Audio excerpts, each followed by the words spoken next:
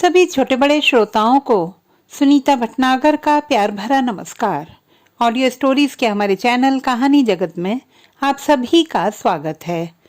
हिंदी कहानियों की श्रृंखला में आइए आज सुनते हैं तेजेंद्र शर्मा जी द्वारा रचित कहानी श्वेत श्याम। संगीता की आंख खुली तो उसने पाया कि कमरे में वह अकेली है। श्वेत बिस्तर, श्वेत चादर, ऊपर आहिस्ता आहिस्ता चलता पंखा। अपने आप को टटोला तो बाईं भुजा में दर्द सा महसूस हुआ। उसे ग्लूकोज चढ़ाया जा रहा था। सिर में अब भी दर्द हो रहा था। सोचने का प्रयत्न करने लगी कि आखिर हुआ क्या था। वह यहाँ अस्पताल में पहुंची कैसे? सुनील कहाँ है? सुनील का नाम दिमाग में आते ही जैसे एक विस्फोट सा हुआ। कड़ियां एक एक करके जुड़ने लगी। सुनील से मुलाकात हुई भी तो किन हालात में? क्या वह सुनील को कभी मुंह दिखा पाएगी? किंतु कसूर तो सुनील का भी उतना ही है जितना कि स्वयं संगीता का। तो फिर दोनों की स्थिति तो एक ही थी। फिर सुनील, वह तो इस घटना से दूध का धुला बाहर निकल आएगा। आखिर पुरुष है ना, मरना तो औरत को ही पड़ेगा। फिर यह समाज भी तो पुरुष का ही बनाया हुआ है ना, इसीलिए तो एक ही भूल के लिए पुरुष और नारी को भिन्न भिन्न सजा मिलती है। किंतु क्या दोष केवल समाज का ही है? क्या वह स्वयं दोषी नहीं? यदि सुनील को भी वही सजा मिले जो संगीता को मिलनी है, तो क्या संगीता निर्दोष करार दी जा सकती है? क्या इस दलदल से निकलने का कोई रास्ता है, या बस यही जीवन का अंत है? क्या आत्महत्या ही एकमात्र विकल्प बचा है उसके पास? क्या करेगी वह अब? क्या मिसेस कोहली के पास जाए? हाँ, वही तो उसे इस दलदल में घसीटने के लिए जिम्मेदार है। न जाने उनका क्या बिगाड़ा था उसने। अच्छा भला जीवन जी रही थी, कहाँ से आ टपकी मिसेस कोहली, एक अभिशाप की तरह। पर अब उन्हें दोष देने का क्या लाभ? वह स्वयं क्या कोई दूध पीती बच्ची थी जो मिसेस कोहली की उंगली थामे दलदल में कूदने को तैयार हो गई? उन दिनों संगीता को अपनी सबसे बड़ी शुभ चिंतक मिसेस कोहली ही लगती थी। उनकी सभी पार्टियों में संगीता का सम्मिलित होना तो आवश्यक सा हो गया था। सोच भी कैसे सकती थी कि स्वयं को अभिजात कहने वाली मिसेस कोहली ऐसे काम भी कर सकती हैं? पर फिर भी उनकी बात को अंधाधुंध मानने का क्या अर्थ? उसका अपना विवेक कहाँ गया था? किस चीज की कमी थी उसे? एक सुखी गृहस्थी की स्वामिनी थी वह। इस समय मिसेस कोहली थोड़े ही उसका साथ देंगी, और यदि दे भी दें तो क्या फर्क पड़ता है? हेमंत थोड़ी स्थिति को समझ पाएंगे। हेमंत तो इस कपकपाती शीत ऋतु में भी सीमा पर पहरेदारी कर रहे होंगे। अभी तो उनकी पोस्टिंग समाप्त होने में 1 वर्ष और बाकी है। इस सब से बेखबर उसकी कल्पना में हेमंत का मासूम चेहरा उभर आया। पिछले ही सप्ताह तो समाचार आया था कि सीमा पर गोलियां चली थी। एक जवान तो मारा भी गया था। जब जब सीमा पर से गोलीबारी का समाचार आता है तो संगीता का दिल बैठ जाता है। पर क्या हेमंत इस वज्रपात को झेल पाएंगे? क्या यह सब उनके लिए बंदूक की गोली से अधिक जानलेवा सिद्ध नहीं होगा? अस्पताल के कमरे का सन्नाटा संगीता को परेशान किए जा रहा था। इस विषय को लेकर यदि वह बात करे भी तो किससे करे? अब ना तो कोई तिनका था और ना ही कोई सहारा। वैसे कुछ यूं भी लग रहा था कि सारा जीवन तिनका तिनका हुए जा रहा है। उड़ते गिरते तिनके। अब तो इन तिनकों का पुतला भी नहीं बन सकता। सब कुछ बिखर सा गया है। हेमंत जब साथ थे तो जीवन में कोई भटकाव नहीं था। जब हेमंत का तबादला सीमा पार हो गया, तभी से अकेलापन जैसे काटने को दौड़ने लगा। समय काटना एक कठिन कला बनता जा रहा था। बड़े शहर की भीड़ उसके लिए अकेलेपन की आग को हवा देने का काम करती थी। ऐसे में एक दिन अचानक उसकी मुलाकात लेफ्टिनेंट बहल की पत्नी रीटा से हुई थी। रीटा ने अपनी मारुति कार की चाबियों के छल्ले को अपनी उंगली में झुलाते हुए पूछा था, संगीता जी क्या करती रहती हैं सारा सारा दिन? बोर नहीं हो जाती हैं क्या? भाई अपने से तो नहीं कटती है जिंदगी आपकी तरह। हमारा तो दम ही घुट जाए ऐसे। तो फिर तुम क्या करती रहती हो दिन भर? अपना क्या है जी, मिसेस कोहली की पार्टियां ही खास बिजी रख लेती हूँ अपने आप को। अरे हाँ, आज भी शाम को पार्टी है उनके घर, चलिए ना आप भी हमारे साथ। मिसेस कोहली की पार्टियां तो खासी रंगीन होती हैं। मिसेस कोहली की पार्टी सचमुच ही रंगीन थी। संगीता की आंखें कमरे का मुआयना करने लगी। फौजी तो एक भी नहीं दिखाई दे रहा था। तो क्या सिविलियन पार्टी है? फौजियों की पार्टी में तो सिविलियन कम ही दिखाई देते, तो फिर यह पार्टी? संगीता ने सिर को हल्का सा झटक दिया। उसके शुबहे का एक हिस्सा एक झटके के साथ ही गिर गया और तब उसने पार्टियों से अपनी जिंदगी को रंगीन बनाने की कोशिश की थी। रंग, अब तो एक ही रंग दिखाई दे रहा है, लहू का रंग। कुछ यूं सा लग रहा है जैसे चारों ओर कैक्टस के असंख्य पौधे उगाए हैं और संगीता उस कैक्टस के हुजूम पर गिर गई है। सारे शरीर में से रक्त फव्वारे की तरह बह रहा है। एकाएक आंखों से दिखाई देना बंद हो गया। दोनों ही आंखों से रक्त का लावा बहने लगा है। आज तो रक्त के सिवा कुछ भी सुझाई नहीं दे रहा। कुछ देर तक तो संगीता ने रीटा का हाथ पकड़े रखा। झिझक और शर्म के कारण वह किसी के साथ घुल मिल नहीं पा रही थी।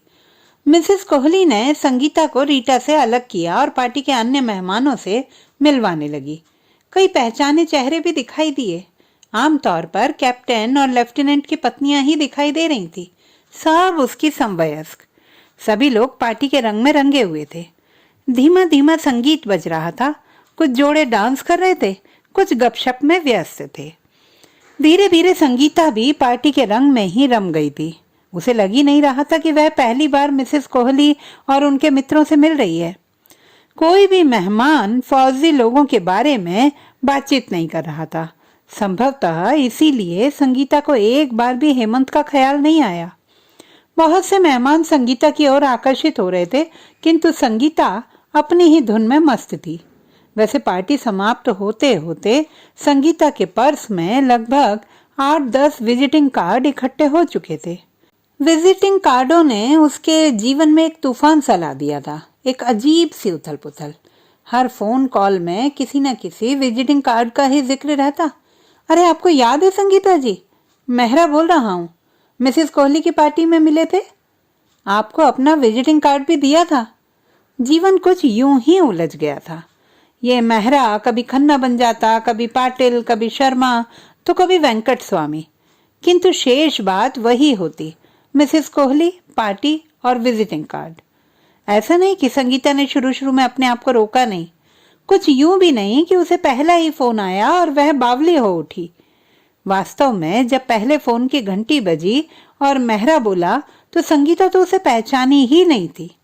फिर वो भला संगीता को क्यों बुलाने लगा, और वह भी एक 5 सितारा होटल में?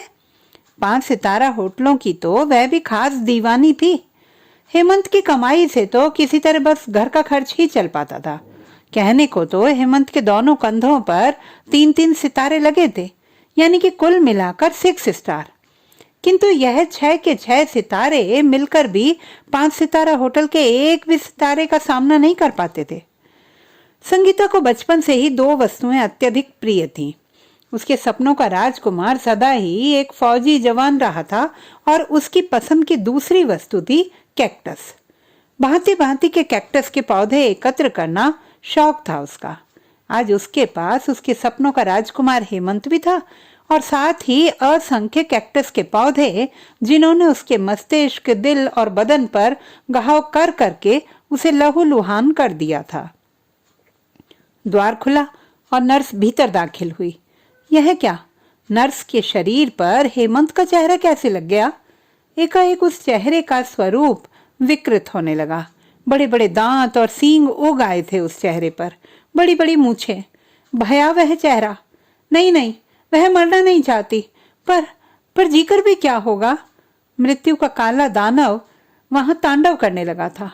संगीता को महसूस हुआ कि वह एक चिमगादड़ बनकर ऊपर लगे पंखे के साथ उल्टी लटकी हुई है। छत के एक कोने पर प्लस्तर थोड़ा उखड़ा हुआ था। एक आकृति वहां बन रही थी, हेमंत।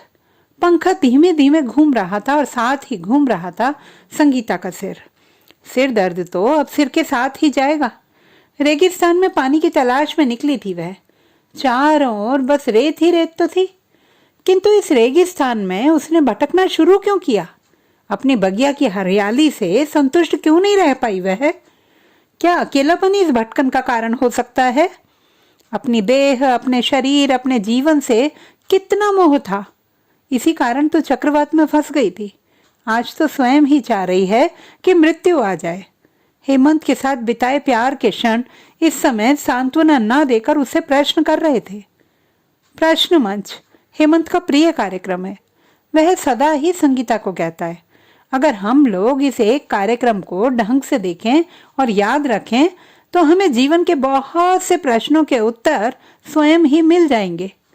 किंतु क्या प्रश्न मंच के प्रश्नों की भीड़ में संगीता के प्रश्न के लिए भी कोई स्थान है?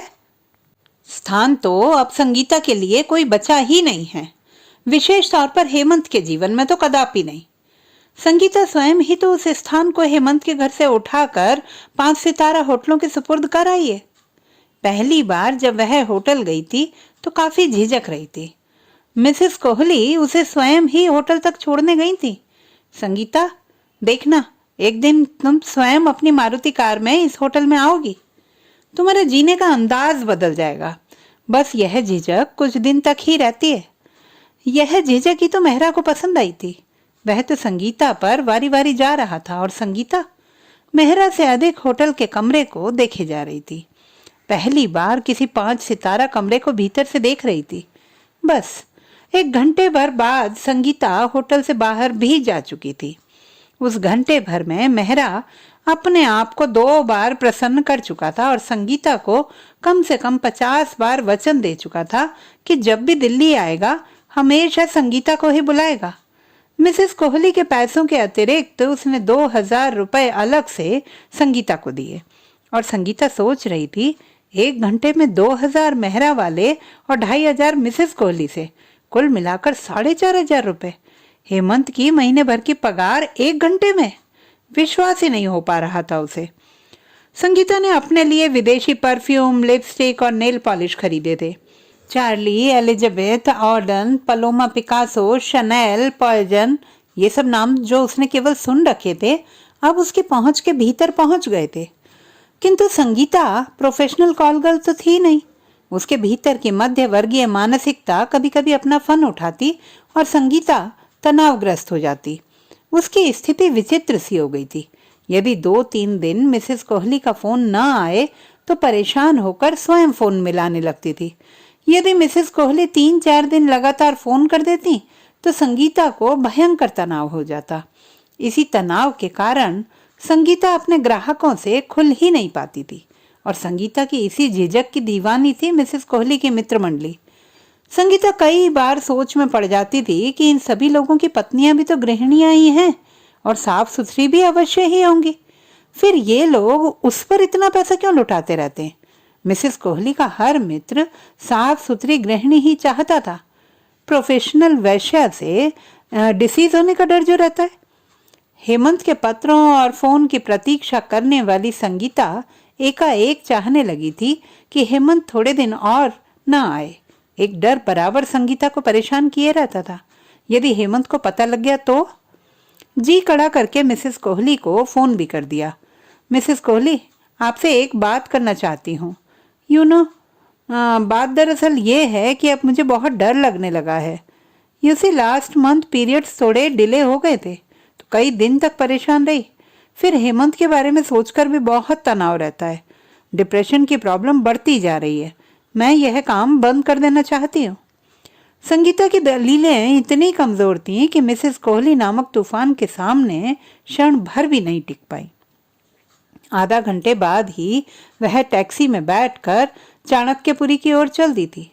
अब तो वह दिन भर के लिए भी ग्राहक के साथ रहने को तैयार हो जाती थी। मिसेस कोहली को भी खतरा सा महसूस होने लगा था। उनका हर एक मित्र संगीता को ही बुलाने लगा था। इस तरह उनका धंधा तो केवल संगीता पर ही आश्रित होकर रह जाएगा। किंतु मिसेस कोहली को अपना धंधा चलाना आता ही था। कॉलेज के दिनों में संगीता घर से कॉलेज और कॉलेज से घर के अतिरिक्त और कहीं नहीं जाती थी। उसकी सहेली मीना तो उन दिनों भी काफी चुस्त थी। अपनी किसी आंटी का जिक्र करती थी मीना, वही उसे भिन्न होटलों में ले जाया करती थी। एयरलाइन के मेंबरों को सप्लाई होती थी मीना और उसकी सहेलियां। मीना कॉलेज के दिनों में भी इतनी तड़क भड़क से रहती थी कि संगीता जैसी लड़कियां उससे बात करने का साहस ही नहीं कर पाती थी। परंतु मन में कहीं ना कहीं कोई हुक अवश्य उठती थी कि उसके पास मीना जैसा व्यक्तित्व और वैसे कपड़े क्यों नहीं है। धीरे धीरे मीना और संगीता अच्छी सहेलियां बन गई थी और मीना ने संगीता के सामने भी पैसा बनाने का प्रस्ताव रखा था। संगीता ने मीना को खासा लताड़ा था। तुम अगर अभी से इन चक्करों में पड़ी रहोगी तो पढ़ाई क्या करोगी? किसी दिन कोई बीमारी लगाकर वापस आओगी, तब देखना सब तुम पर कैसे थूकते। मीना हंसकर चली गई। आज संगीता को अस्पताल के कमरे में चारों ओर मीना की हंसी ही सुनाई दे रही थी। Sangeeta darling, what happened? यह तुम किस चक्कर में पड़ गई? वो सब लेक्चर क्या मेरे लिए थे? मुझे देखो, अमेरिका में अपने पति के साथ ऐश कर रही हूँ और तुम निश्चेष्ट सी पड़ी रही संगीता। उस दिन भी तो सिरदर्द के मारे यूं ही पड़ी थी। मिसेस कोहली का फोन आया था। बम्बई से मिस्टर कुमार आए हैं, तुम्हारे प्रिय होटल में ठहरे, स्वीट नंबर 388 में होंगे। बस एक बात का ध्यान रखना, कुमार को सफेद कपड़े बहुत पसंद है, कोई वाइट बेस वाली साड़ी पहनकर जाना। मिसेस कोहली, मेरे सिर में बहुत दर्द है, आज नहीं जा पाऊंगी। मैं कौन सा तुम्हें अभी जाने को कह रही हूँ, दोपहर को 1:30-2 बजे चली जाना, तो वो लंच भी तुम्हारे ही साथ करना चाहते हैं। अपना हॉडिकर है ना, उसका खास दोस्त है, बम्बई से आज ही आया है। मैंने कहा ना मेरी तबीयत ठीक नहीं है, मैं नहीं जा पाऊंगी, आप रीटा को भेज दीजिए ना। रीटा जनपद गई है, उसका कलकत्ते वाला आया हुआ है, वो तो पूरे हफ्ते के लिए बुक है। ओ मिसेस कोहली, बच्चों जैसी बातें नहीं करो संगीता। कुमार हार्डिकर का खास दोस्त है। हार्डिकर का बम्बई से फोन आया था, वो चाहता है कि तुम ही कुमार के पास जाओ। और फिर अगले हफ्ते तो हेमंत भी आ रहा है, फिर तो 1 महीने के लिए तुम बंध जाओगी। यही मौका है, थोड़े पैसे बना लो, फिर घंटे भर की तो बात है। कुमार को 3-4 बजे तो मीटिंग में चले जाना है। फिर उसका कोई भाई भी यहीं रहता है, कह रहा था कि कल से तो भाई के घर शिफ्ट कर जाएगा। बस आज ही का दिन है। 10,000 की बात हुई है, 5 तुम्हारे और टिप ऊपर से। ऐसा मौका रोज रोज नहीं मिलता। संगीता उठी, एक गोली क्रोसिन की ली। श्वेत कपड़े पहनकर शाम कर्म करने जा रही थी। बगलों के बाल साफ किए, बिना बाहों वाला डीप कट ब्लाउज और अपनी पसंद की सफेद साड़ी। न जाने क्यों सब कुछ बहुत अनमने ढंग से हो रहा था। कभी साड़ी के प्लेट ठीक से नहीं बन रहे थे, तो कभी मैचिंग चप्पलें नहीं मिल रही थी। मैचिंग लिपस्टिक, नेल पॉलिश, गले का हार, चूड़ियां, सब मिलकर संगीता गंगा जैसी पवित्र मूर्ति लग रही थी। गंगा जिसमें सारे संसार का मैला मिलकर पवित्र हो जाता है। घर से तैयार होकर संगीता निकली, टैक्सी ली और होटल पहुंच गई। तबीयत अभी भी पूरी तरह ठीक नहीं लग रही थी। संभवतः इसलिए उसे कुछ ऐसा लग रहा था जैसे वह पहली बार मिसेस कोहली के दोस्त को मिलने जा रही हो। होटल के दरबान ने सलाम मारा, 10 रुपए उसे टिप दिया। चाल में थोड़ा दर्प भरते हुए आगे बढ़ गई। लिफ्ट तीसरी मंजिल पर रुकी थी। लिफ्ट में से निकलते निकलते भी संगीता सोच रही थी कि आज के बाद मिसेस कोहली को स्पष्ट इनकार कर दूंगी। अब कल से हेमंत के आने तक अपने आप को हेमंत के लिए तैयार करना होगा।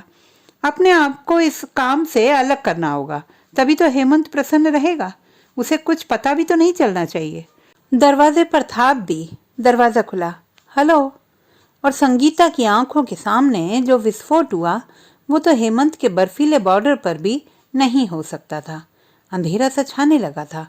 बेहोश हुई जा रही थी संगीता। सामने सुनील खड़ा था, उसका अपना देवर। देवर ग्राहक और भाभी। भाभी आप? सुनील की आंखों और आवाज में अविश्वास था और उन 2 आंखों का सामना करने की शक्ति संगीता में चुभती जा रही थी। वह बेहोश होकर गिर पड़ी थी। छत पर पंखा अब भी घर घर घूम रहा था और साथ ही घूम रहा था संगीता का सिर। हेमंत परसों आने वाला था। तो दोस्तों, ये थी हमारी आज की कहानी। आपको कैसी लगी कमेंट बॉक्स में लिखना ना भूलें। चैनल को सब्सक्राइब करें, लाइक करें और मित्रों के साथ शेयर करें।